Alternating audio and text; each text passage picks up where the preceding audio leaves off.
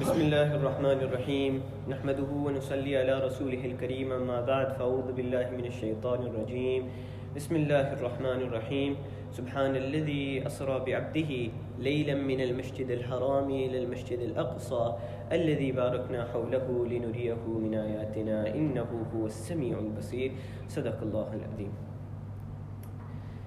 کل یہ بات ہو رہی تھی کہ آپ صلی اللہ علیہ وسلم جب معراج کے سفر سے واپس آتے ہیں تو اگلے دن ابو جہل سے ملاقات ہوتی ہے، اور ابو جہل پوچھتا ہے کہ کوئی نئی تازی ہے، کوئی نئی خبر ہے؟ تو آپ صلی اللہ علیہ وسلم جواب دیتے ہیں کہ ہاں، کل رات میں بیت المقدس گیا تھا۔ تو ابو جہل اس بات کو سن کر بہت حیران کہ کل رات تو بیت المقدس گیا تھا اور آج تو ہم میں دوبارہ موجود ہے۔ ایک ایسا سفر جو ان دنوں میں 1 مہینے کی مسافت تھی جانے کے لیے اور 1 مہینے کی مسافت واپس آنے کے لیے، تو کل 2 مہینے کی مسافت، اور تو کہہ رہا ہے کہ 1 دن بلکہ 1 رات اور بلکہ 1 رات کے کچھ حصے میں تو واپس آ گیا ہے۔ ابو جہل قریش کے افراد کو بلاتا ہے اور کہتا ہے کہ دیکھ یہ کیا کہہ رہا ہے۔ تو آپ صلی اللہ علیہ وسلم اپنی بات سے رجوع نہیں کرتے، حق بات کہہ رہے ہیں تو دوبارہ کہتے ہیں سب کے سامنے کہ کل رات میں بیت المقدس کیا تھا۔ اب کچھ کفار مذاق اڑا رہے ہیں، کچھ کفار ہنس رہے ہیں، کچھ کفار تالیاں بجا رہے ہیں، کچھ کفار سر پر ہاتھ رکھ رہے ہیں کہ یہ کیا کہہ رہا ہے۔ اور ان لوگوں میں کچھ ایسے لوگ موجود تھے جو بیت المقدس پہلے گئے ہوئے تھے، تو ان کو معلوم تھا کہ بیت المقدس کس طرح لگتا ہے، اور وہ یہ بات بھی جانتے تھے کہ آپ صلی اللہ علیہ وسلم مسجد اقصیٰ کبھی نہیں گئے ہیں۔ تو آپ صلی اللہ علیہ وسلم سے مسجد اقصیٰ کے متعلق پوچھنے لگے اور کچھ نشانیاں پوچھنے لگے کہ مسجد اقصیٰ کس طرح لگتا ہے، اس کے کتنے دروازے، کتنی کھڑکیاں ہیں، وغیرہ وغیرہ۔ آپ صلی اللہ علیہ وسلم بہت پریشان ہو گئے تھے کہ ہاں میں گیا تو گیا، لیکن ان چیزوں کو دیکھنے کے لیے نہیں گیا تھا۔ اگر ہم کو کوئی پوچھ لے، الحمدللہ آپ میں سے کچھ ایسے افراد ہیں جو 5 نماز کے لیے حاضر ہوتے ہیں اور الحمدللہ کئی سالوں سے حاضر ہو رہے ہیں۔ اللہ سبحانہ و تعالیٰ مرتے دم تک آپ لوگوں کو 5 وقت کی نماز پڑھنے کی توفیق عطا فرمائے باجماعت۔ تو ماشاءاللہ ہم میں سے لوگ آتے ہیں، لیکن اگر میں آپ سے پوچھوں کہ مسجد خضرا میں باہر سے کتنے کھڑکیاں ہیں، کوئی جواب دے سکے گا؟ نہیں بالکل گنی نہیں ہے، لیکن ہم 5 وقت ایک دن میں آتے ہیں، تو یہ کوئی علامت تو نہیں ہے نا کہ آپ صلی اللہ علیہ وسلم گئے تو نہیں۔ لیکن آپ صلی اللہ علیہ وسلم اگر اس بات کا جواب نہ دے تو یہ کفار کے لیے ایک دلیل بن جائے گی کہ جواب نہیں دے سکتا، اس کا مطلب ہے کہ نہیں گیا۔ تو اسی پر آپ صلی اللہ علیہ وسلم فرماتے ہیں کہ کیونکہ مجھے معلوم ہی نہیں تھا اس کا جواب کیا ہے، تو میں اتنا پریشان ہوا کہ اس سے پہلے کبھی اتنا پریشان نہیں ہوا ہوں۔ تو اسی دوران میری حالت تھی کہ اللہ رب العزت نے مسجد اقصیٰ کو میرے لیے بلند کیا، میری نگاہوں کے سامنے کیا، اور اللہ سبحانہ و تعالیٰ نے میرے اور مسجد اقصیٰ کے درمیان جو پردے تھے، جو حجابات تھے، تمام حجابات ہٹا دیے۔ اب جو کفار کوئی سوال نہیں کرتے مگر میں ان کو اس کا جواب دیتا، کتنی کھڑکیاں ہیں تو میں دیکھ رہا ہوں، سامنے گن رہا ہوں اور میں اس کا جواب دے رہا ہوں۔ اسی دوران کوئی حضرت ابو بکر رضی اللہ عنہ کے پاس دوڑتا جاتا ہے کہ آج ابو بکر اپنے ساتھی کا انکار کرے گا، آج تو وہ اپنے ساتھی کو جھوٹا مانے گا ضرور۔ تو حضرت ابو بکر کے خدمت میں حاضر ہوتا ہے اور حضرت ابو بکر رضی اللہ عنہ سے وہ کہتا ہے کہ دیکھ، آج تیرے دوست، آج تیرے ساتھی محمد صلی اللہ علیہ وسلم نے کہا ہے کہ کل رات یا آج رات میں بیت المقدس گیا تھا اور میں دوبارہ واپس آ گیا۔ تو حضرت ابو بکر رضی اللہ عنہ، اور پھر وہ آدمی پوچھتا ہے کہ اس بات کو بھی تم تصدیق کرو گے، ویسے بلائنڈلی فالو کرو گے، بات مانو گے؟ تو حضرت ابو بکر صدیق رضی اللہ عنہ نے پوچھا کہ کیا محمد صلی اللہ علیہ وسلم نے ایسا فرمایا ہے؟ تو تو اس آدمی نے کہا آپ صلی اللہ علیہ وسلم ہی نے یہ بات کہی ہے. تو حضرت ابو بکر صدیق رضی اللہ عنہ جواب دیتے ہیں کہ اگر آپ صلی اللہ علیہ وسلم نے یہ فرمایا ہے تو بالکل سچ بولا ہے, بالکل سچ بولا. اگر یہ بات آپ صلی اللہ علیہ وسلم کی زبان مبارک سے نکلی ہے تو 100% 100% یہ بات یقینی ہے. اور اس بات میں یقین کرنا میرے لیے کوئی بڑی بات نہیں ہے, اس میں کوئی دقت نہیں ہے, کوئی دشواری نہیں ہے, کیونکہ آپ صلی اللہ علیہ وسلم مجھے کہتے ہیں کہ ابھی میرے پاس فرشتے حاضر ہوئے ہیں جو اس سے پہلے 1-2 منٹ پہلے 1-2 سیکنڈ پہلے آسمان اور جنت میں تھے اور ابھی وہ میرے پاس حاضر ہوئے ہیں. اور میں اس بات پر یقین رکھتا ہوں کہ وہ ملائکہ جنت سے ابھی آپ صلی اللہ علیہ وسلم کے پاس حاضر ہوئے ہیں. تو اس بات کے ماننے میں کیا دشواری ہے کہ آپ صلی اللہ علیہ وسلم ایک رات میں مسجد اقصیٰ گئے؟ اس میں کیا دشواری ہے؟ تو حضرت ابو بکر رضی اللہ عنہ نے اس بات کی تصدیق کی. اس ایک تصدیق پر حضرت ابو بکر کا اس وقت سے یہ لقب پڑ گیا صدیق. اس وجہ سے حضرت ابو بکر کو ہم کہتے ہیں حضرت ابو بکر صدیق رضی اللہ عنہ. تو کل بھی میں نے اس بات کو چھیڑا تھا کہ ان باتوں سے یہ معلوم ہو جاتا ہے کہ یہ جو سفر تھا یہ کوئی خواب کا واقعہ نہیں, یہ اصل میں آپ صلی اللہ علیہ وسلم اپنے جسم اطہر کے ساتھ گئے تھے. کہ اگر یہ بات ہوتی کہ خواب کا واقعہ ہوتا تو کوئی حضرت ابو بکر سے یہ نہ پوچھتا. کفار آپ صلی اللہ علیہ وسلم سے یہ علامات مسجد اقصیٰ کس طرح لگتے ہیں یہ پوچھتے نہیں, کہ خواب میں آدمی کہاں سے کہاں پہنچ سکتا ہے. تو یہ کوئی تعجب کی بات نہیں. اور اسی وجہ سے میں نے کل بتایا تھا کہ اللہ رب العزت نے سورہ اسراء کی ابتدا کی ہے تو کس سے ابتدا کی ہے؟ سبحان الذی اسریٰ. کہ اللہ سبحانہ و تعالیٰ ہر کمزوری, ہر ضعف اور ہر عجز سے پاک صاف ہے. اللہ سبحانہ و تعالیٰ کی قدرت لامحدود ہے. اللہ سبحانہ و تعالیٰ کے لیے مشکل نہیں کہ اپنے بندے کو بیت المقدس اور اس سے جنت تک لے جائے. اس سے علامہ جلال الدین رومی رحمۃ اللہ علیہ کی ایک بات یاد آ گئی ہے کہ پچھلے ہفتے ہماری بات چل رہی تھی کہ سبحان اللہ وغیرہ پڑھنے کے کیا فائدہ ہے, جو ابراہیم علیہ السلام نے نصیحت دی تھی معراج کے موقع پر آپ صلی اللہ علیہ وسلم کو کہ سبحان اللہ اور ذکر اللہ زیادہ سے زیادہ کرے.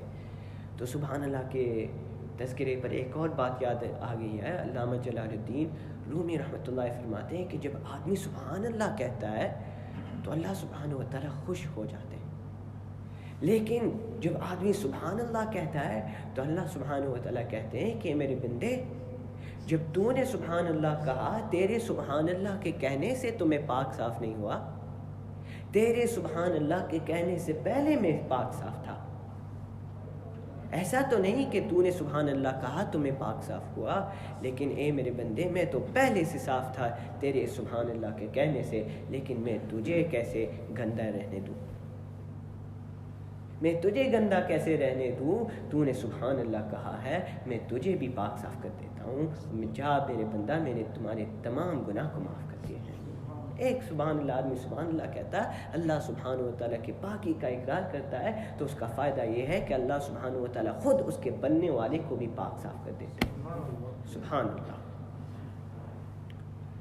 تو اسی وجہ سے اللہ سبحانہ و تعالیٰ نے سبحان الذی اسریٰ سے ابتدا کیا. پھر جب آپ صلی اللہ علیہ وسلم نے مسجد اقصیٰ کی یہ تمام علامات بتا دی کہ یہ اس طرح لگتا ہے, اس طرح لگتا ہے, تو اب وہ لوگ سمجھ گئے کہ ٹھیک ہے, بالکل صاف جواب دیا. ہاں ایک بات اور رہ گئی ہے اس بات پر کہ آپ صلی اللہ علیہ وسلم جو جسم کے ساتھ گئے تھے اس پر ایک اور دلیل اور کفار کے خلاف ایک اور گواہ کہ کئی سال بعد, کئی عرصے بعد آپ صلی اللہ علیہ وسلم نے روم کے بادشاہ ہرقل کی طرف ایک خط لکھا اور اس کو اسلام کی دعوت دی تھی. قُلْ يَا أَهْلَ الْكِتَابِ تَعَالُوا إِلَىٰ كَلِمَةٍ سَوَاءٍ بَيْنَنَا وَبَيْنَكُمْ أَلَّا نَعْبُدَ إِلَّا اللَّهَ وَلَا نُشْرِكَ بِهِ شَيْئًا وَلَا يَتَّخِذَ بَعْضُنَا بَعْضًا أَرْبَابًا مِّن دُونِ اللَّهِ فَإِن تَوَلَّوْا فَقُولُوا اشْهَدُوا بِأَنَّا مُسْلِمُونَ. کہ روم کے بادشاہ ہرقل کی طرف خط لکھا, اس کو اسلام کی طرف دعوت دے رہے تھے آپ صلی اللہ علیہ وسلم کہ اے اہل کتاب، وہ اصل میں عیسائی تھا، تو اس کو بلا رہے تھے آپ صلی اللہ علیہ وسلم کہ آ جاؤ اسلام کی طرف، آ جاؤ کہ ہمارے اور آپ کے درمیان ایک ایسا کلمہ ہے جو برابر ہے، کہ ہم مانتے اور آپ جو عیسائی آپ بھی مانتے کہ اللہ سبحانہ و تعالیٰ کے سوا کوئی معبود نہیں، کہ ہم صرف اللہ سبحانہ و تعالیٰ کی عبادت کرتے اور ہم اس کے ساتھ کسی چیز کو شریک نہیں ٹھہراتے، اور ہم میں سے بعض کو چھوڑ کر کسی کو اللہ کے علاوہ کسی کو رب نہیں مانتے ہیں۔ تو آپ صلی اللہ علیہ وسلم ہرقل کو اسلام کی طرف دعوت دے رہے تھے۔ تو جب ہرقل کو یہ خط ملا تھا تو اتفاقاً شام میں اس وقت مکہ مکرمہ سے ایک قافلہ تھا جو تجارت کے غرض سے آیا تھا۔ تو ہرقل نے اس قافلے کو بلایا کہ میں آپ صلی اللہ علیہ وسلم کے متعلق کچھ تحقیق کرنا چاہتا ہوں، تو پہلے یہ بتائے کہ تم میں سے سب سے زیادہ رشتہ دار کے اعتبار سے آپ صلی اللہ علیہ وسلم کے ساتھ سب سے قریبی رشتہ دار کون ہے؟ تو ابو سفیان کھڑا ہوا، کیونکہ وہ آپ صلی اللہ علیہ وسلم کا فادر ان لو بنتا تھا۔ تو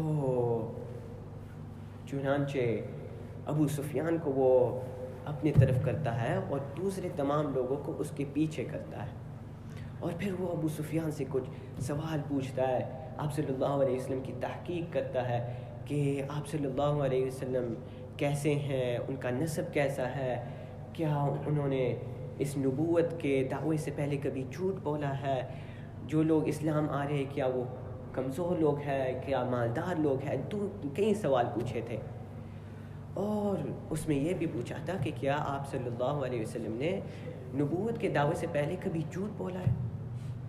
تو ابو سفیان نے بولا کہ بالکل نہیں، اور کبھی جھوٹ نہیں بولا ہے، ہاں ہمارے درمیان ابھی ایک اگریمنٹ ہے، صلح ہے، ہمیں معلوم نہیں کہ وہ اس صلح میں کیا کرے گا، صلح کو توڑے گا یا نہیں۔ تو ابو سفیان کہتا ہے کہ مجھے آپ صلی اللہ علیہ وسلم کو بدنام کرنے کا موقع ہی نہیں ملا، جو سوال کیے تھے مجھے بدنام کرنے کا موقع نہیں ملا تھا، صرف یہ موقع ملا کہ میں اتنا ہی کہہ دوں کہ ابھی صلح چل رہا ہے، نہیں معلوم کیا کرے گا۔ اور پھر میں نے کہا کہ ہاں ایک بات ہے جس سے شاید معلوم ہو جا سکے کہ محمد صلی اللہ علیہ وسلم کتنے جھوٹے ہیں، وہ بات کیا ہے کہ محمد صلی اللہ علیہ وسلم وہ دعویٰ کرتا ہے کہ رات کے وقت وہ مسجد اقصی گیا تھا اور پھر اگلے دن دوبارہ واپس آ گیا تھا، تو یہ صاف دلیل ہے کہ وہ جھوٹ بولتا ہے۔ اب بادشاہ کے اس مجلس میں، اس دربار میں ایک ایسا آدمی تھا جو کھڑا ہوا اور کہا کہ بادشاہ سلامت، میں اس کے بارے میں کچھ جانتا ہوں۔ تو بادشاہ نے اسے پوچھا تو کیا جانتا ہے؟ تو اس نے جواب دیا کہ اصل میں پہلے مسجد اقصی کا گیٹ کیپر تھا، چوکی دار تھا، اور میری ذمہ داری تھی رات کے وقت کہ میں تمام دروازوں کو بند کر دوں، سونے سے پہلے میں تمام دروازے کو بند کر دیتا تھا۔ لیکن ایک رات ایسا ہوا کہ جو صدر دروازہ تھا، جو مین دروازہ تھا، وہ بند نہیں ہو رہا تھا۔ میں نے اپنے کام والے کو بلایا تھا، کوشش کی تھی کہ دروازے کو بند کرے، دروازہ بند ہی نہیں ہو رہا ہے۔ وہ نجار کو بلایا تھا تو اس نے کہا کہ فلاں پرابلم ہے، آج رات اس کو کھلا ہی رہنے دیجیے۔ اگلے دن میں آیا تھا تو دیکھا تھا کہ وہاں جو باہر کچھ جہاں جانور کو باندھا جاتا ہے وہاں کچھ نشانی تھی، اور مجھے ایسا محسوس ہوا کہ کل رات کوئی آیا تھا، اور جب وہ دوبارہ اگلے دن میں نے دروازے کو دیکھا تو وہ اچھی طرح بند ہو جاتا ہے، کوئی پرابلم نہیں۔ تو مجھے اس وقت معلوم ہو گیا تھا، احساس ہوا تھا کہ اس رات دروازے کو کھلا نہیں رہا گیا تھا مگر ایک نبی کے لیے، اور اتفاقاً اب مجھے معلوم ہوا کہ کس کے لیے کھلا رہا گیا تھا، یہ محمد مصطفیٰ صلی اللہ علیہ وسلم، جس کے بارے میں یہ ابھی واقعہ بیان کرے۔ اور جو میں نے دیکھا تھا کہ وہاں کسی جانور کو باندھنے کی نشانی تھی، تو آپ صلی اللہ علیہ وسلم نے باہر کس کو باندھا تھا؟ براق کو باندھا تھا، اور میں نے اس وقت بتایا تھا کہ اس کی حکمت بھی کیا ہے، کہ ہمیں سکھانے کے لیے کہ ویسے ہی توکل نہیں کرنا چاہیے، بلکہ پہلے جو اسباب ہے اس کو اختیار کرے اور پھر توکل کرے، کہ گاڑی کو کھلے نہ رہنے دیجیے کہ ہاں اللہ سبحانہ و تعالیٰ ہی حفاظت کریں گے، پہلے گاڑی کو بند کرو پھر توکل کرو کہ میرے گاڑی کو کوئی چوری نہیں کرے گا۔